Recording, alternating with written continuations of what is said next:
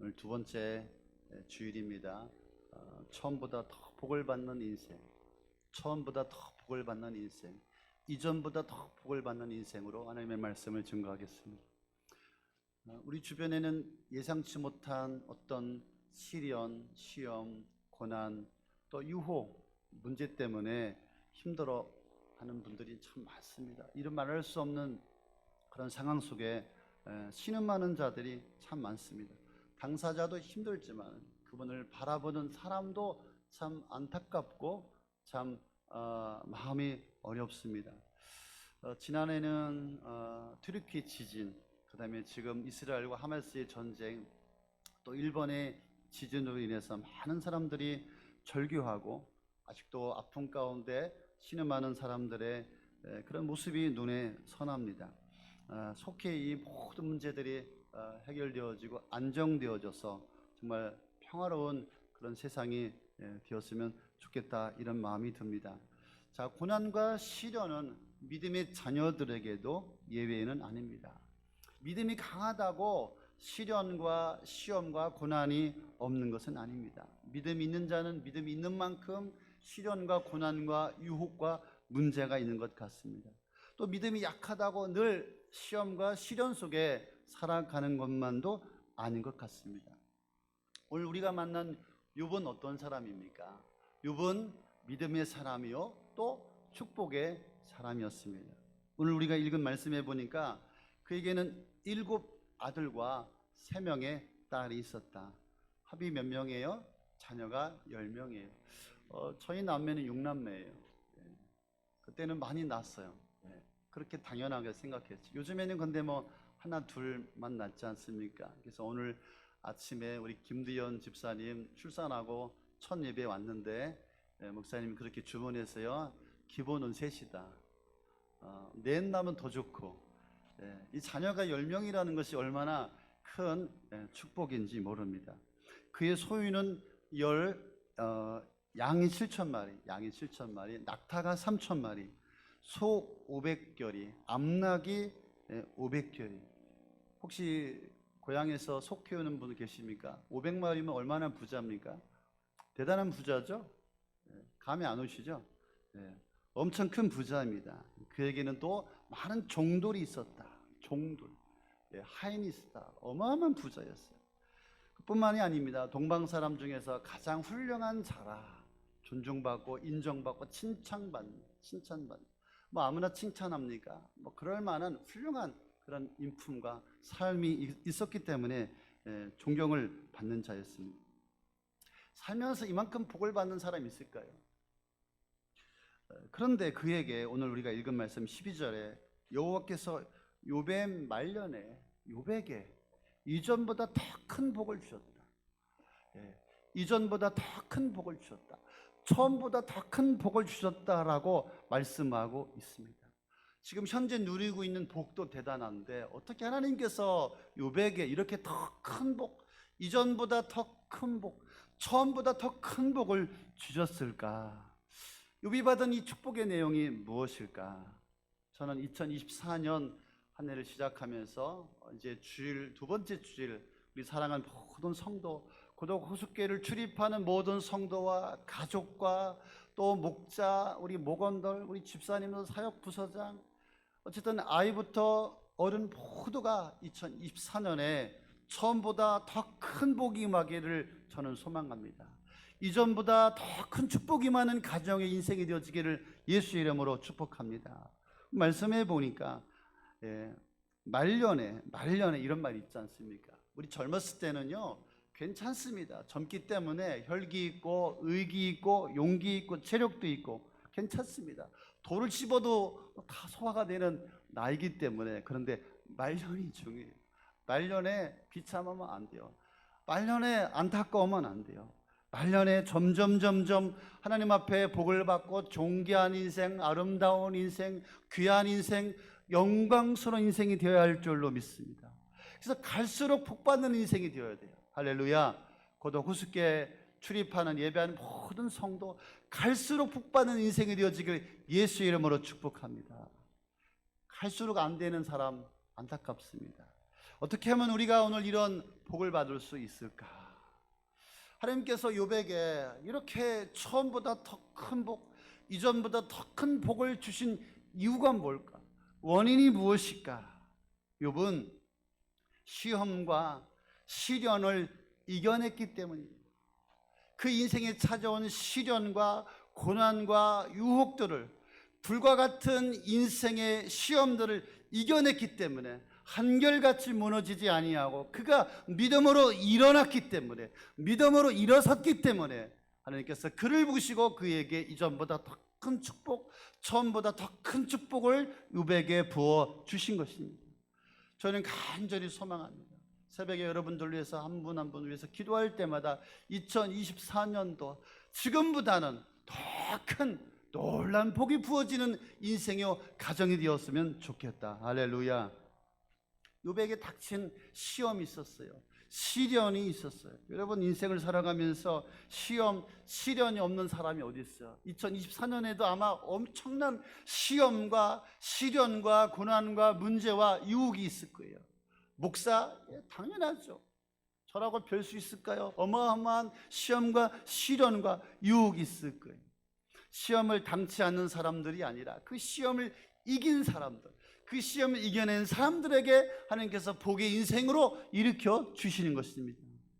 욥이 당한 시험은 잃어버리는 시험이었어요. 1장 15절부터 보니까 주변에 수바 사람들이 쳐들어와서 종들을 죽이고 짐승들을 약탈해 갔어요. 뿐만 아니라 하늘에서 불이 떨어져서 종들이 불살르고 많은 양떼들이 불살라 죽게 되었습니다. 수습하기도 아직 이른데 갈대아 사람들이 쳐들어와서 종들을 죽이고 많은 짐승들을 빼앗아 갔다. 얼마나 충격입니까? 종들을 죽이고 재산들을 빼앗아 갔어요. 그런데 더 끔찍한 일이 일어나지 말아야 안타까운 일들이 일어났어요. 온 가족이 함께, 자녀들과 함께 잔치를 벌이고 있는데 집이 무너져서 자녀들이 한 번에 다 몰살하는 그런 비극을 당하게 되었습니다. 한마디로 욥은 모든 것을 잃어버리는 그런 시험을 당하게 되었습니다. 하루아침에 모든 것을 잃어버리고 말았어요. 누가 이런 시험을 이겨낼 수 있을까요? 누가 이런 시험을 감당할 수가 있을까요? 누가 이런 자리에서 일어날 수 있을까? 이런 자리에서 일어난다는 것은 쉽지 않습니다. 한 가지만 어려움을 당해도요, 저는 욥이 아니라 욕 나올 것 같아요. 여러분, 재정적으로 조금만 문제가 생겨봐요. 재정적으로 조금만 어려움이 생겨봐요. TV를 보니까 어떤 한 가장이 아이들을 죽이고 자기가 자살했어요. 그래서 그 원인이 뭔가 봤더니 주식 투자해서 실패했어요. 금액이 보니까 얼마요? 4천만 원. 미친놈 아니에요? 자기나 죽지 그러면. 아니, 죽으면 안 되지. 아이, 재정 때문에 자살해. 자기 자녀들을 죽인단 말이죠. 자녀에게 문제만 생겨도요, 신앙은 고사하고요, 얼마나 흔들릴까요? 믿음이 통째로 흔들릴 거예요. 자녀에게 문제가 생긴다면. 욥은 이렇게 모든 것을 잃어버리는 시험을 당했습니다.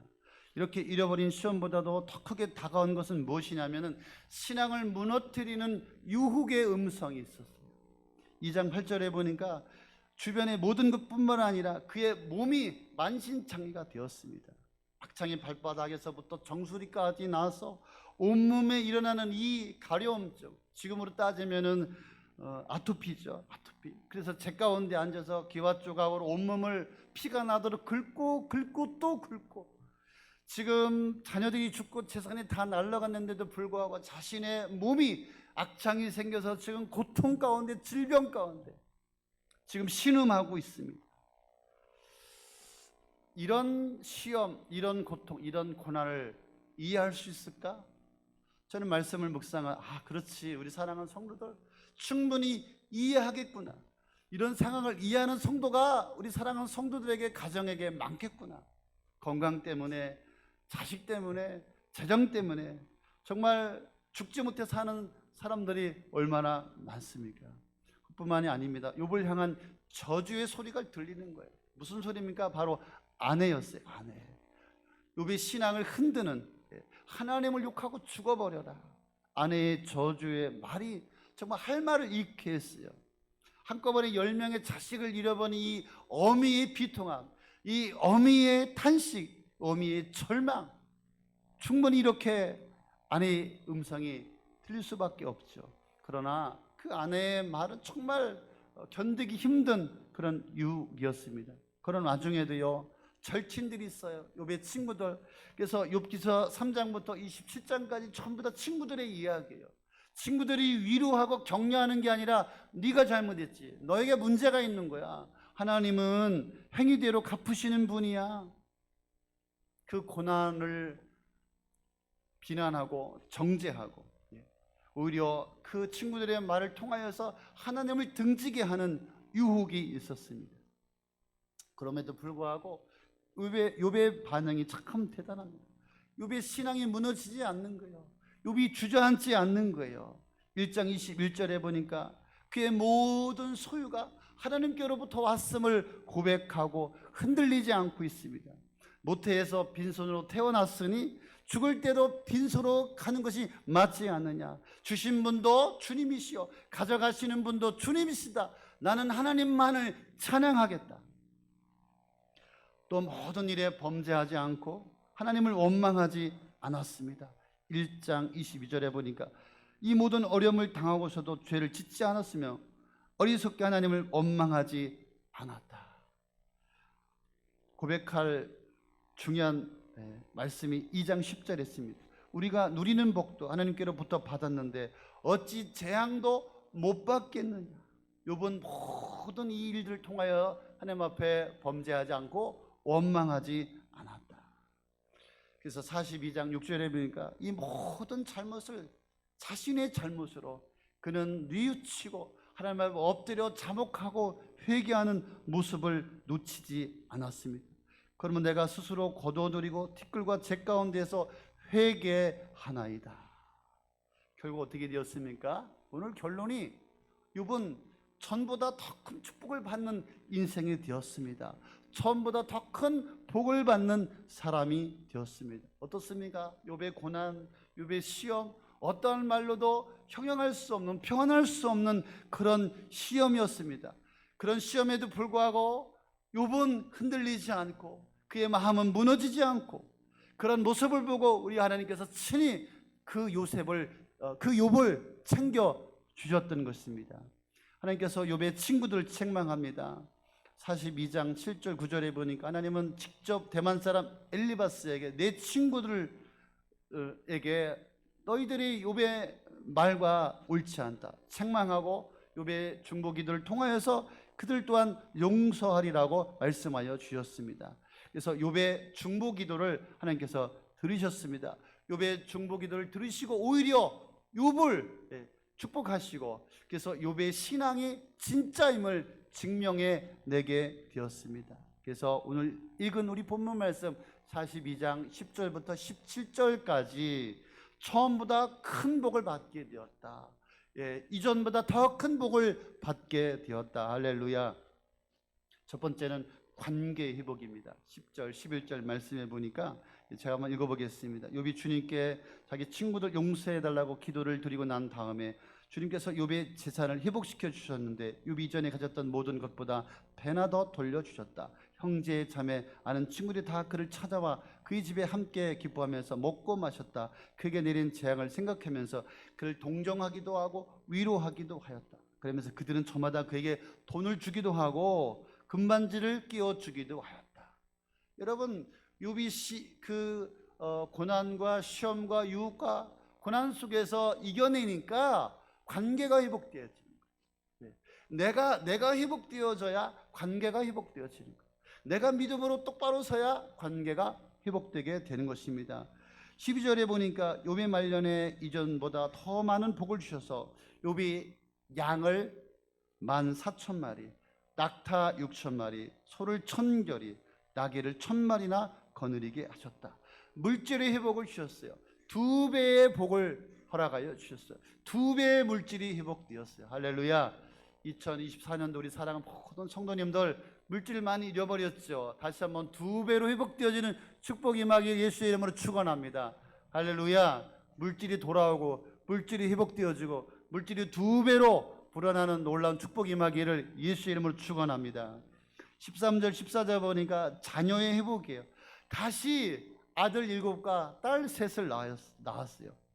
말씀해 보니까 욥의 딸들은 아리따운 여자들이라 이런 여자들을 찾아볼 수가 없었다. 얼마나 딸들이 예뻤는지. 그래서 아버지는 오라비들에게 준 재산을 똑같이 그 3딸들에게 유산으로 물려주었다. 자녀의 복이 회복되었습니다.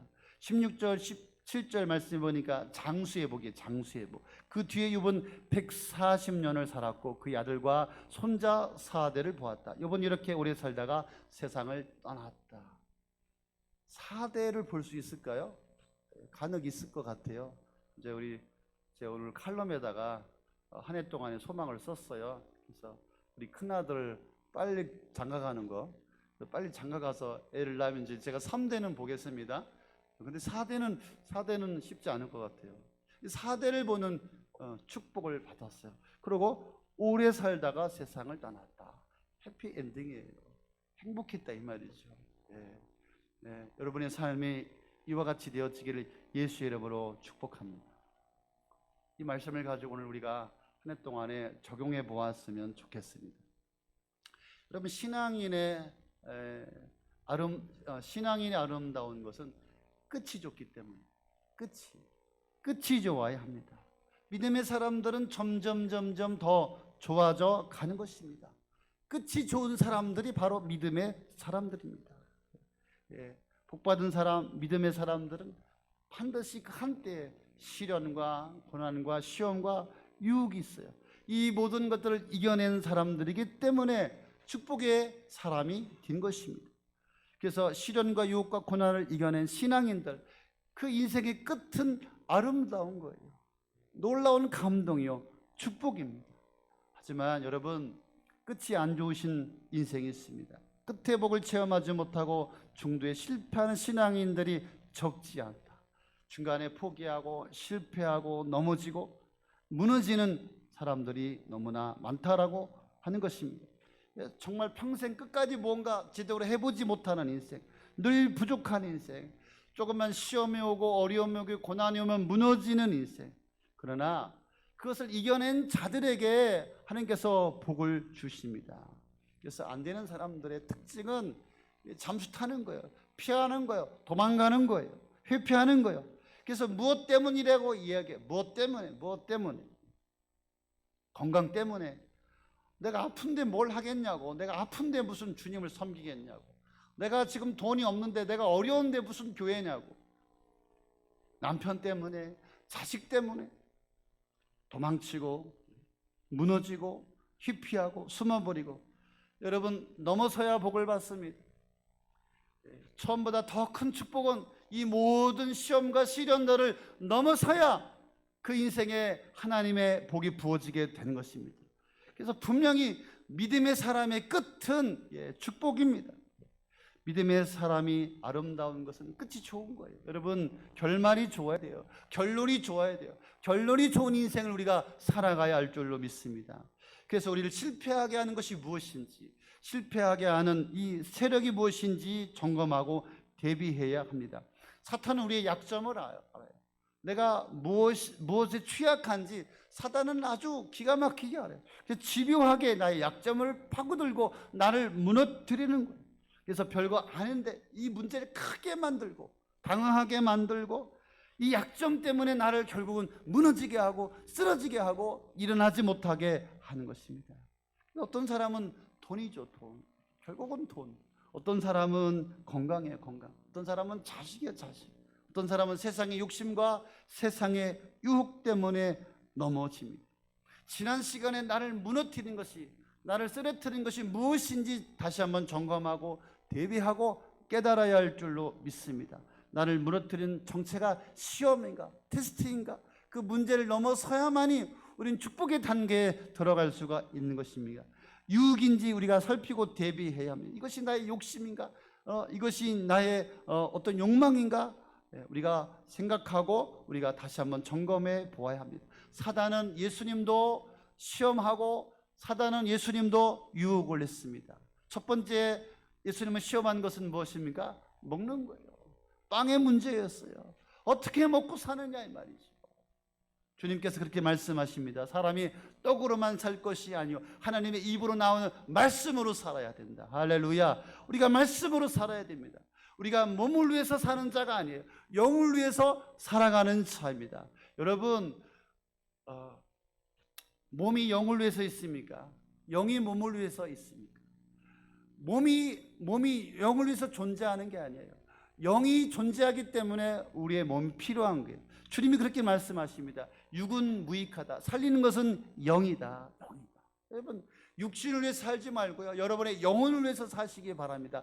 영혼이 잘됨같이 범사가 잘 된다. 할렐루야. 내 영혼이 살아야 육이 사는 거예요. 육신에 이끌려 육신을 따라 살지 마십시오. 여러분, 영혼을 살리고 영혼을 위해서 여러분의 육신이 필요한 것입니다. 사단은 예수님에게 말합니다. 나에게 절하면 세상 권세 다 주겠다. 여러분, 무엇에 무너집니까? 세상 성공, 세상 권세, 세상 영광이 아니겠습니까? 세 번째는 명예에 대한 시험이에요. 자존심에 대한 문제예요. 하나님의 영광에서 나의 영광으로 전락하게 되는 것이죠. 여러분의 인생이 하나님의 영광을 추구하는 인생인가? 나 자신의 영광을 추구하는 인생인가? 여기에 시험과 유혹이 있는 것입니다.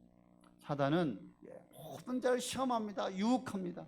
모든 자가 이 시험의 대상입니다. 그래서 이 모든 것을 이겨낸 자가 처음보다 큰 복을, 이전보다 큰 복을 받고 누리게 되는 것입니다. 할렐루야. 그래서 시험과 유혹의 자리에서 바른 신앙을 가지고 자기 신앙을 지키고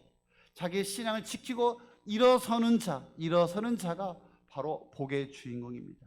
자신을 일으키고 무너지지 마시기를 바랍니다. 더 큰 복은 바로 하나님께로부터 옴을 고백하시기를 바랍니다. 내가 열심히 살아서 내 직업 때문에, 나의 어떤 수고 때문에, 물론 그것도 복이죠. 그러나 진짜 복은 하나님께로부터 옴을 믿으시길 바랍니다. 큰 복은 하나님께서 주심을 믿으시기를 바랍니다. 그래서 이 모든 시험과 유혹과 고난과 문제를 이겨낸 자들에게, 그런 인생에게 하나님께서 진짜 복을 주심을 믿으시기를 바랍니다. 어떻게 하면 될까요? 오직 하나님입니다. 우리는 시련과 고난 앞에서 하나님에 대한 신앙을 잃어버리지 말아야 돼요. 하나님을 경외함을 잃어버리지 말아야 합니다. 작은 시험 속에서도 하나님을 경외하고 하나님 중심으로 하나님을 기억하고 하나님 붙드는 그런 하나님 중심주의 신앙이 되어야 할 줄로 믿습니다. 자신이 판단하고 자기의 경험과 주변의 시선, 이런 것들 다 내려놓고 하나님 앞에 집중할 때, 하나님을 붙잡을 때 그 인생이 일어나게 될 줄로 믿습니다. 또 한 가지는 오직 하나님의 말씀입니다. 내 인생의 근간은 오직 여호와의 말씀입니다. 여러분 가운데 어떤 일이 일어났을 때 하나님의 말씀은 나에게 뭐라고 말씀하고 있는지 말씀을 봐야죠. 말씀을 따라 살아야죠. 말씀을 찾아야죠. 하나님의 음성을 우리가 붙잡아야 되죠. 그래서 말씀 우리가 계속해서 묵상하고 말씀 붙들고 말씀을 먹을 때 하나님께서 하라, 하지 마라, 가라, 기다려라, 움직여라, 버텨라, 붙잡아라. 그래서 우리가 주야로 하나님의 말씀을 묵상하고 붙잡고 기본기가 말씀 위에 서 있어야 우리는 흔들리지 않고 모든 시험과 우리가 고난을 이겨나게 되는 줄로 믿습니다. 하지만 한 가지는 모든 것에 감사입니다. 우리를 무너뜨리는 것은 사실은 원망과 불평이에요. 왜 이런 시련이 왔지? 이런 문제가 찾아왔지? 왜 이런 고난이 찾아왔지? 우리는 누군가를 원망하고 책임을 전가하려고 합니다. 가만히 보면은 저는 집사람한테 계속 화를 내더라고요. 가만히 보면 집사람이 잘못한 게 아닌데 집사람을 원망하는 거예요. 우리 사역자들 자꾸 원망하는 거예요. 내가 잘못해놓고 사역자들 잘못한 게 아닌데, 우리 아내가 잘못한 게 아닌데, 이 아담으로부터 오는 이 습성이 우리 몸에 배어 있어요. 자꾸만 누군가를 원망하고 누군가를 탓하고요. 이 모든 것에서 우리가 감사할 때 축복의 인생이 되는 것입니다. 원망과 불평이 끝나야 평안해지게 되는 것입니다. 진짜 감사할 때 인생이 바뀌고, 진짜 감사할 때 그 인생의 그 가정에 하나님의 축복이 진짜 부어짐을 믿으시기를 바랍니다. 우리 결단합시다. 오늘 말씀을 듣고 처음이 무너지면 끝을 기대할 수가 없습니다. 처음을 지켜야 끝도 더 좋습니다. 처음부터 무너진 자들이 있습니다. 무너진 상태에서 신앙생활하는 자들이 너무나 많습니다. 적당한 신앙생활하면서 그것을 신앙이라고 자신을 위로합니다. 처음부터 잘못된 신앙이 있어. 처음부터 우리가 신실해야 되고요. 처음부터 우리가 순수해야 되고요. 처음 신앙을 우리가 붙잡아야 되고요. 처음에 그 하나님의 은혜, 처음의 사랑을 우리가 놓치지 않아야 합니다.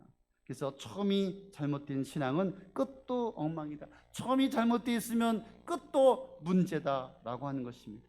두 번째는 사명의 자리를 지키십시오. 직분의 자리를 지키십시오. 이 직분의 자리를 무너뜨리려고 우리를 유혹하고 시험과 또 시련 가운데 우리를 빠뜨리게 됩니다. 2024년도 우리 믿음의 사람들, 우리 직분자들, 목자, 집사님, 사역부서장 또 나에게 맡겨주신 그 일들을 반드시 지켜내는 성도가 되어지시기를 바랍니다.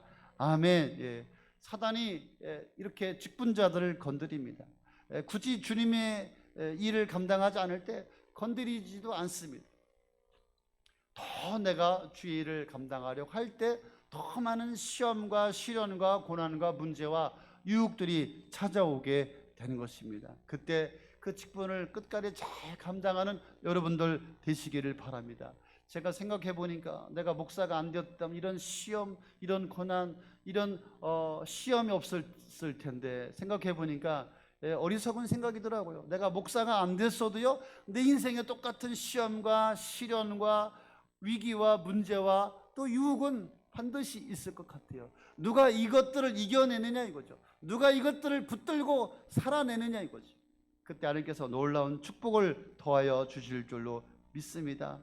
예, 그 사람 앞에 쓰임받는 인생, 직분을 감당한 인생, 그 모든 시련과 또 어려움을, 유혹을 이겨낸 자들에게 이전보다 더 큰 축복을 주실 줄로 저는 확신합니다. 24년도 제자리를 지키시기를 바랍니다. 우리에게 주어진 사명 감당하기 위해서, 자기 자리를 지키기 위해서 몸부림치고 애쓰고 씨름하고 영적 전투 가운데 나의 자리를 묵묵히 지킬 때 처음보다 더 큰 축복으로, 이전보다 더 큰 축복으로 하나님 역사하시고 함께 하시고 도와주지 않겠습니까? 저는 여러분에게 간절히 부탁을 드립니다. 2024년도 얼마나 많은 시험과 시련과 고난과 문제와 유혹과 어려움이 찾아오겠습니까? 그러나 그때 우리가 흔들리지 않고 믿음을 지킬 때, 우리가 하나님을 붙잡고 믿음으로 이겨낼 때 처음보다 더 큰 축복으로, 이전보다 더 큰 축복이 부어지는 우리 사랑하는 고독 후숙의 모든 성도가 되어지기를 예수의 이름으로 축원합니다. 예수의 이름으로 축복합니다. 할렐루야. 처음보다 끝이 좋은 인생, 처음보다 더 큰 놀라운 축복이 부어지는 이 한 해가 되어지기를 예수의 이름으로 축원합니다. 축원합니다. 할렐루야.